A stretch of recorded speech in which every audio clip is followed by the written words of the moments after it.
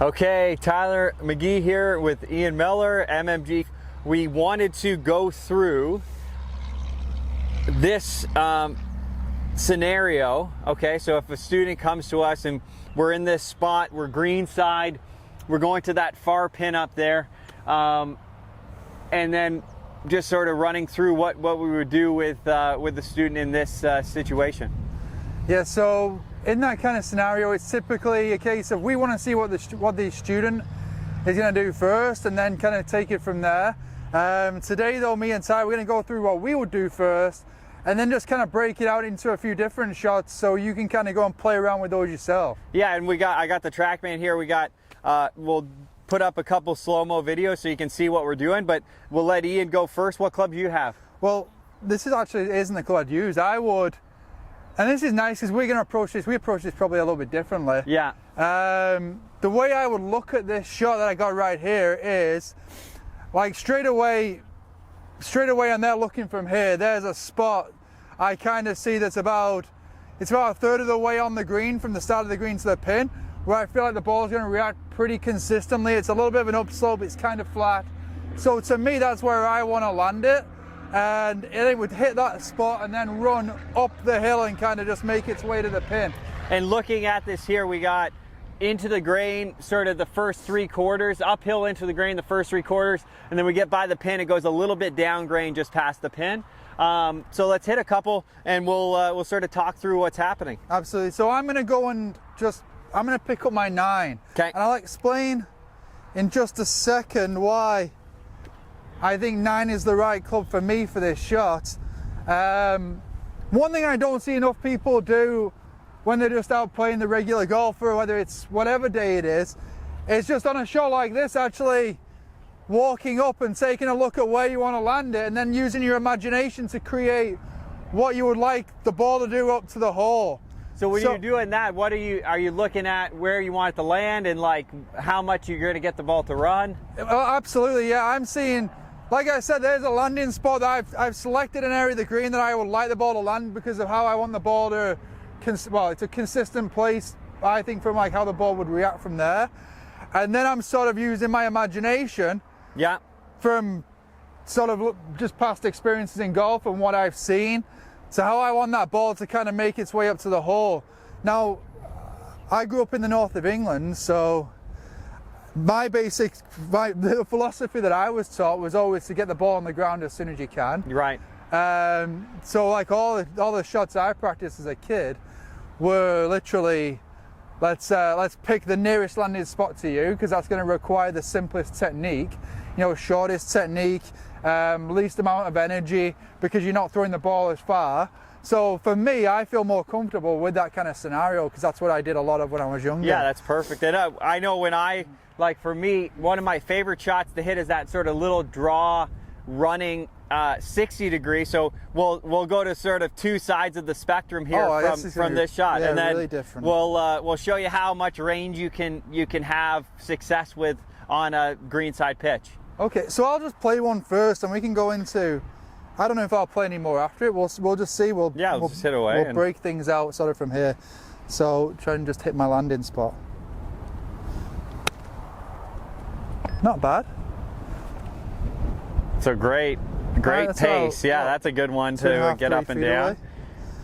So really cool. So really neutral from a pass standpoint. So it's 1 degree to the right. Face was pretty square, 5 degrees down, and then it launched at 21 degrees with 2,000 spins. So that ball's hitting and running just like you're picturing, right? Yeah, that's exactly. And that's the thing with this as well. I like to on this shot really like make it all about face awareness. So even in the technique that I use, I'm really trying to keep that face kind of as square to the arc that I'm swinging on, as square as I can. Now, my little reference point that I've always found really helpful when doing that, and I know my tendency is to kind of get it a little this way, but my reference point is to always try and keep this leading edge sort of matching the shaft on this kind of shot here. So it's working very much sort of around the arc with the square face. Hit one more. I just wanted to get it.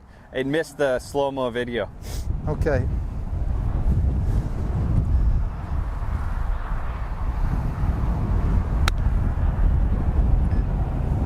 Really nice. That's even better. Let's see what that one says. That was really, really crisp off the face. So zeroed out. So zeroed again. Attack's the same pretty much. Yeah, launch was slightly lower, but still. Yeah. And I think I had a little lower on the face, and that's why the spin's a little higher. Yeah, and it's funny, like, we're talking about the numbers, but when we're playing the shot, it's all imagination, right? Like, you're not thinking, oh, I need to be zero and oh this. No, like that's why so much a short game is the process you go through beforehand. So that when I'm over the shot here, all I'm doing is hitting my landing spot. And even the roll out, it's like I've selected a club, so when it lands there, it makes the way up. Right. You know, there's a little bit of sort of, whether you want to call it math or imagination, the way that you kind of go about it, because I know there's people that'll pace off a certain amount and they'll work out percentage. Yeah. To me, it's more imagination, just from kind of seeing shots in the past.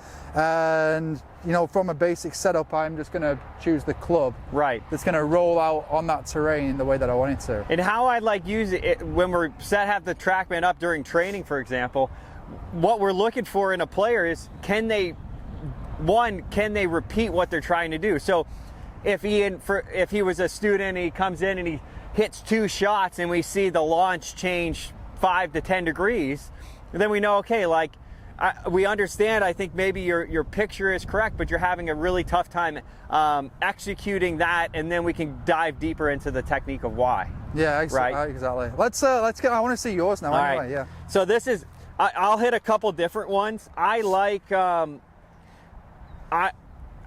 of my favorite shots to hit when I have this much green is I have a 60. You know, it's one of those things where there's lots of different shots you could hit to this pin, but for me, I feel comfortable. This one I'll play just a little bit back, so if I play it here, I'm going to play it sort of inside the right foot, but when I do it, I'm having the club sort of track up, and you'll notice the path is going to be quite a bit into out with a little bit of a shut face, and then I'm going to hit this like little drawing runner that lands sort of halfway and then sort of scoots up there.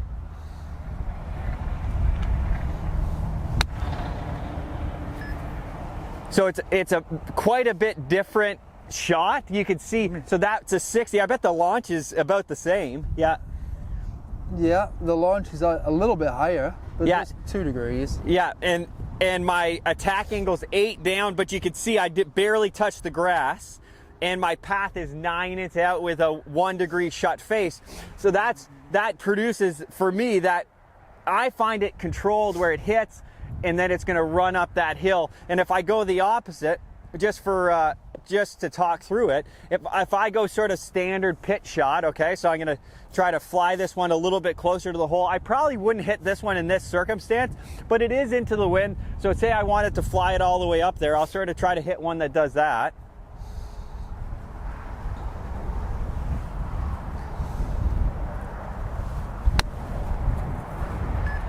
So that one flew a lot further. I tried to be more neutral with that shot, and the spin rate jumped way up to 5,500 there. So the path is still slightly into out, 4 into out, face slightly shut, and that one flew right up there. The attack angle was about 6 down. So totally different, right? But you can see it's really fun to experiment with this and then try to find what matches you and what matches how you see things, because those are 4 really good chances to get up and down. Yeah, and I think coming out and being as creative as you can with different clubs, hitting the different shots is actually what makes you really good when you're on the golf course. Yeah. Because it's a case of like, you never really know what you're going to be faced with out there.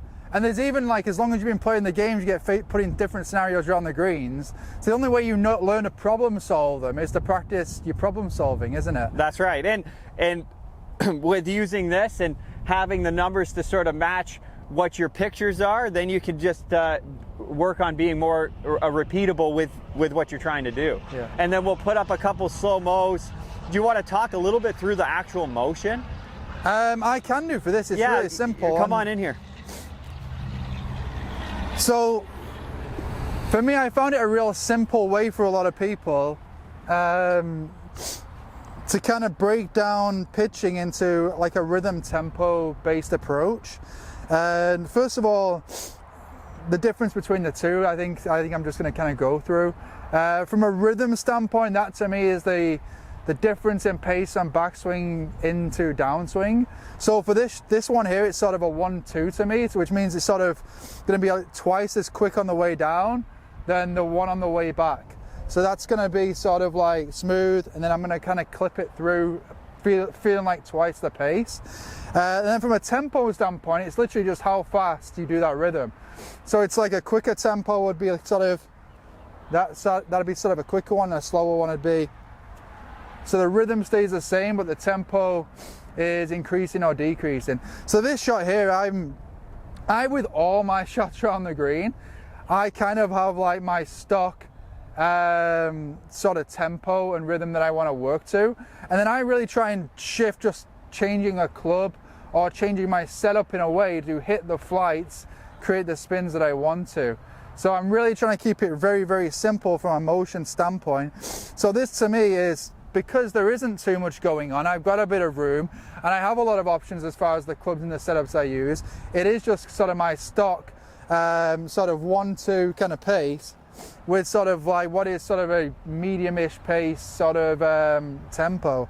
And as far as setup and everything else, I used to, when I was younger, set up with the ball kind of really far back for a shot like this. But then when I moved to the US, I learned that that's kind of not going to be very helpful, especially down here in the Bermuda. So I actually place it now sort of a little off my left toe. And then really besides that, sort of just kind of stay even between pressure and just kind of stick to that tempo back and through. And then I really, like I said, the biggest thing for me is just kind of having a really clear spot where to land it with everything done beforehand. Right, and when you talk, how do you feel like the club's interacting with the ground when you're hitting this shot? Do you know what, the image that I like with it, with sort of a lot of shots off Bermuda, and this kind of falls into that category as well, is just, I like the image of sort of, I've got kind of like a sort of a 6-inch to 8-inch flat spot there where the sole of the club is going to glide across. Do you want to show the face on too? Because I think that I'm looking at it face on, and I think it's such a nice visual. Yeah. So I mean, one visual that I got given a long time ago was almost like it's like a sheet of glass that you're going to want to kind of glide along. So it's like I've got that 6-inch to 8-inch flat spot where the club is kind of coming in very shallow, just brushing the ground and coming up. And that's really because you don't really want to get too much down interaction with the ground on sort of this Bermuda turf in a lot of cases. Yeah, so you can get away with trying to, I call it like pinching it against the ground, but if you're relying on how that contact is against the ground and you're traveling a lot, you're going to have a tough time. Well, what I learned when I came over, because I used to hit every bump and run to me used to be sort of back of the stance, kind of like this, and kind of like pinch it into the ground. And it's more because back in the UK, firm greens, whatever you chip with, you would want a bit of spin when it landed. You're right. So you'd hit down and create it through the steepness, you'd create that bit of spin when it landed. Yeah. But over here, I found that you're getting a little inconsistent with your connection with that. Yeah. And more on these running shots, what I look for now is a consistency in the spin off the face. So it's like, for me, it's like if I can be consistent with the spin off the face and the contact, and then I know what it's going to do when it's going to land. Yeah, your picture becomes more, you can actually know what's going to happen. It's way more predictable. Yeah, exactly. So yeah, that's that one, yeah, for me. Perfect. Well, I hope that helps, and I hope this will give you some more things to focus on when you're around the green. And you can see the bunch of balls grouped up there. Lots of ways to do it and be successful. It's just trying to find the right way that works for you.